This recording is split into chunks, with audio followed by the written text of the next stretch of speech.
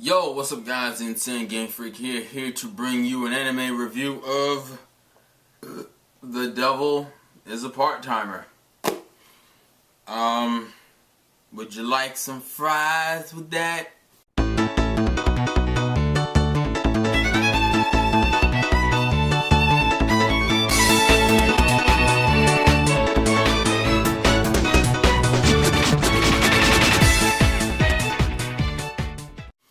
So, if you couldn't tell by the name of this series what kind of show this is, I'll go ahead and give you a brief synopsis of the series. The Devil is a Part-Timer takes place in an imaginary world of Enta Isla and eventually on Earth.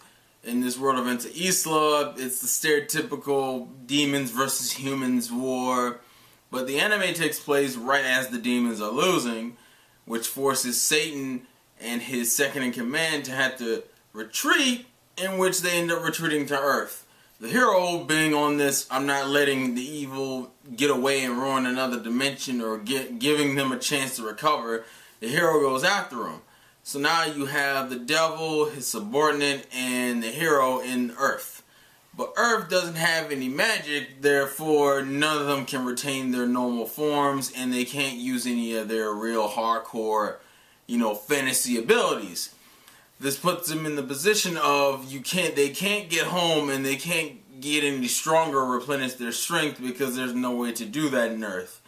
So, for all intents and purposes, they have to adjust because it's not like they can reopen a gate with the lack of magic they now don't have. And that's kind of where the premise comes from. You have Satan and his subordinate, Alcia, and they even had to change their names. So instead of calling him Satan, he's called Sado, and instead of I think the hero's name is Amelia, but they just call her Emmy on Earth. They all have to really just get jobs, where Sado works at a part-time job as a restaurant employee at a McDonald's. Yes, we're still doing the McDonald's ripoff because that's a thing, I guess. And I think Emmy works as some type of call tech support chick. It's not even that big of a deal.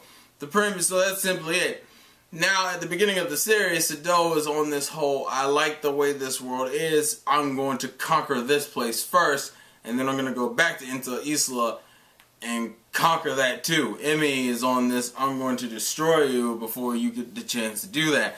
Now, for all intents and purposes, The Devil is a Part-Timer is actually a pretty entertaining series. Especially, I like its comedy, and I think the best parts of it are the parts that are relating to Satan getting used to the concepts of real-life situations, like, getting an apartment, having a birth certificate, working a part-time job, just dealing with stereotypical human stuff, sales at restaurants, not sales at restaurants, but sales at like grocery stores, having a budget, knowing when and when not to splurge on stuff. It's funny because of the way he acts about it. But it also kind of gets into some of the problem. The main problem I have with this series is the fact that the characters are not consistent in their motives, and it kind of seems to change back and forth. The animation is good. I like the dub because I'm a fanboy for Josh Grilly. I like his voice, and I like when he voice acts for characters, and him as Sado is hilarious. The other thing I really like about this series is the fact that it was able to mix its fantasy elements with its real life elements. It's not like when they go to Earth, you just stop dealing with demon hero shit. Like, they still try to mix a good bit of Enta Isla's culture into the series. Like, for example, we actually do get Emmy's full backstory about how she was as a kid and how things were when Satan was just starting to take over all of Enta Isla, and why she was separated from her family, and why she's the one who has to beat him and all this other crap.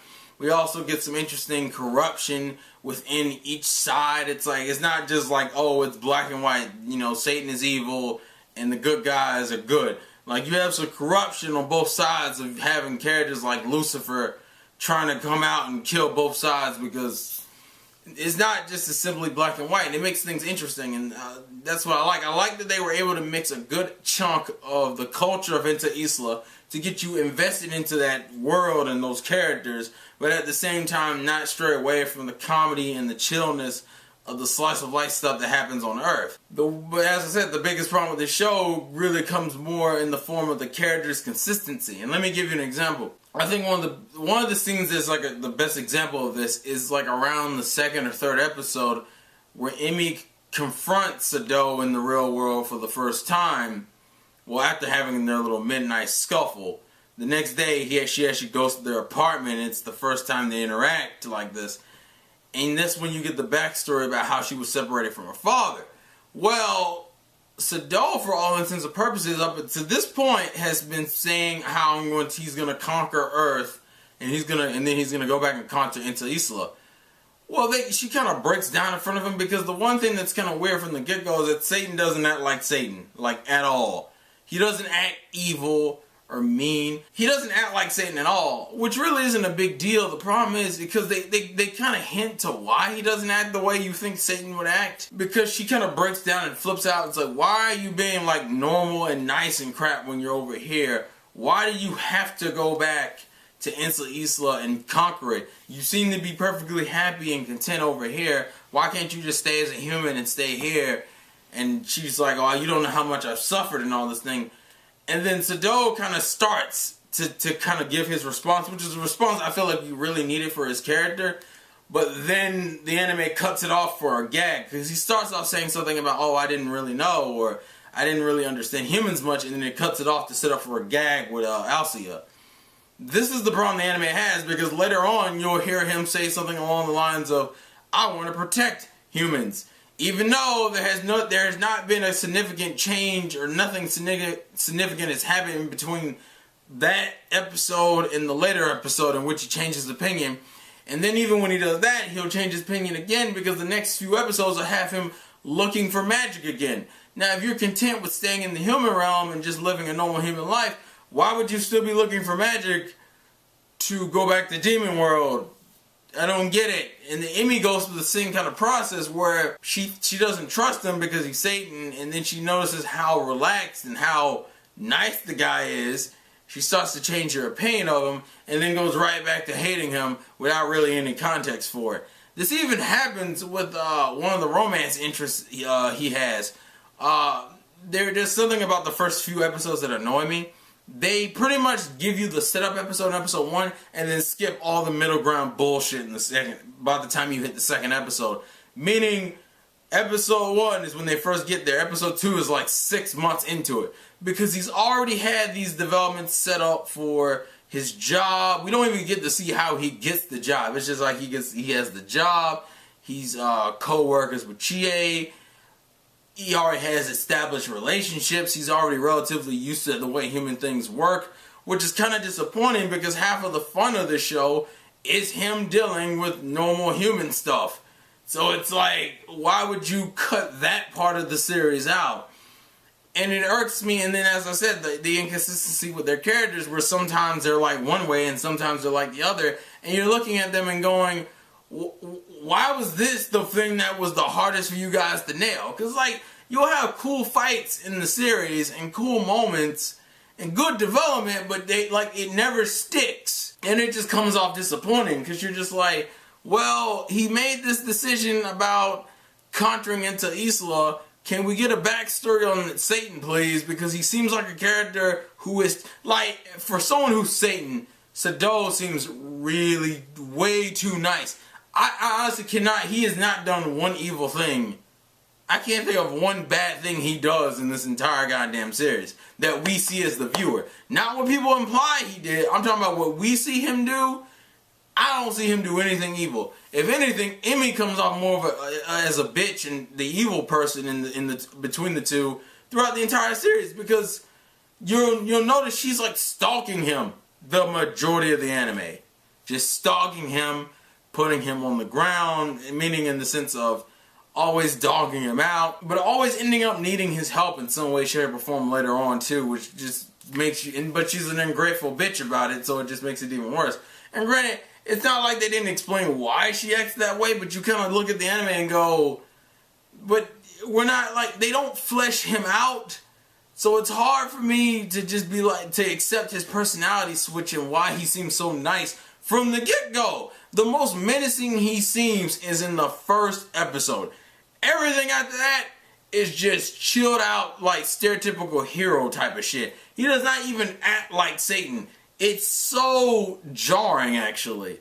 And that's kind of the problem with the series as a whole, is that you have these main characters, that aren't fleshed out. Here's another plot point involving Chie. Throughout the series, you hear them speak into Island, which I thought was cool, that you actually get to hear the language they speak in, which sounds like a weird mix between German and Pig Latin. And certainly in some of the earlier episodes, you find out that Chie can understand into Island. They never explain why Chie can understand into Island. She just understands it. The other problem I have is that they don't, because they skip that part in the middle with Chie, when you get to her whole romance thing with him, it kind of feels flat, because it's like it's trying to go off a sense of development with the character that we didn't get to see as the viewer, but it's just implied.